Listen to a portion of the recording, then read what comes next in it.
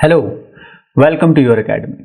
At Your Academy today we would be dealing with a poem by A.D. Hope titled Pasiphae. This poem, Pasiphae, is written by A.D. Hope and is based on a Greek myth. Now, A.D. Hope had a great interest in myth. He believed not only in revisiting the myths or retelling the myths, but he also believed in preserving the myths, as myths provided a great intellectual exercise for human beings.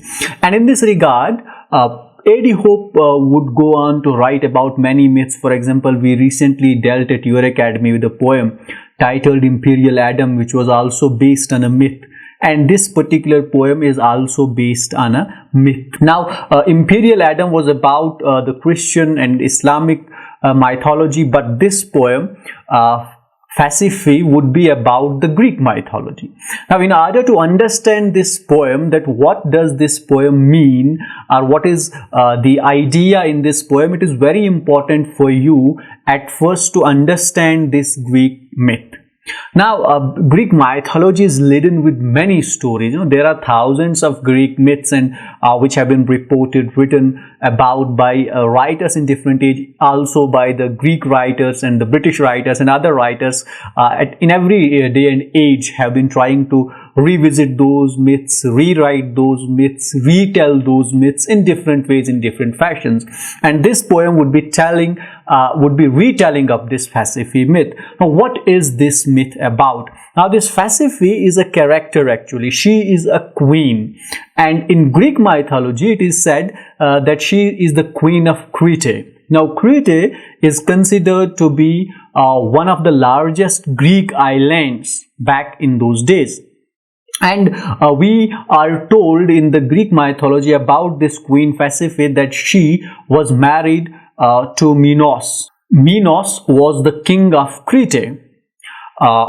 And being the wife of Minos, she gave birth to many children from this marriage. But then we are told that another character in the Greek mythology named as Sidon cursed Pasiphae.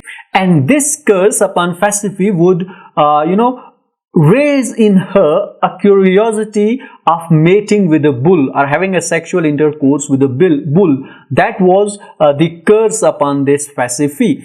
And this lust arose her to such an extent that she required to fulfill it. But since she was a queen, she was a woman, so it was very difficult for her to mate with a bull.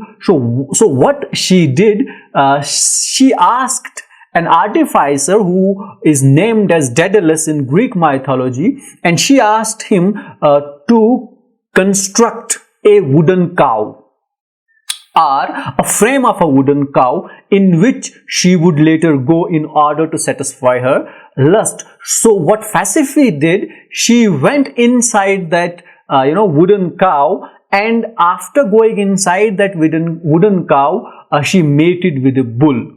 And after this experience, she gave birth to a monster child who in Greek mythology is called as Minotaur. Now, Minotaur in Greek mythology is a character whose body is of man, or who is having a man's body, and his head and tail are of bull. And later we are told that in Greek mythology we are told that Theseus, who is an Athenian hero, would murder this Minotaur. Now, that was the Greek myth of Pasiphae, and it is this myth which has been retold by A.D. Hope through this poem titled Pasiphae. Now, let's read this poem and understand that what A.D. Hope has to tell us about this Greek myth. On your screen is the text of the poem. There stood the mimic cow, the young bull kept fast by the nose ring, trampling his pride, nuzzled her flanks and snuffed her naked side. She was a queen. To have her will she crept in that black box, and when her lover leapt and fell thundering on his wooden bride, when straight her fiery frail body crouched inside, felt the wet pizzle empires and plunge she wept. She wept for terror, for triumph. She wept to know her love unable to embrace its bliss, so long imagined, waking and asleep. But when within she felt the pulse, the blow, the burst of copious seed, the burning kiss filled her with monstrous life. She did not weep. That was the text of the poem Pasiphae. Now there would be another element, attached to this particular poem, which is attached with most of the poems written by A.D. Hope during 1950s. This poem was also written somewhere in 1952, and that is the sexual imagery which he had used extensively in his poems, and for which one of the critics had said, and I have repeated this I think earlier also in the lectures, that had he published his poems during his youth, his poems would not have been published.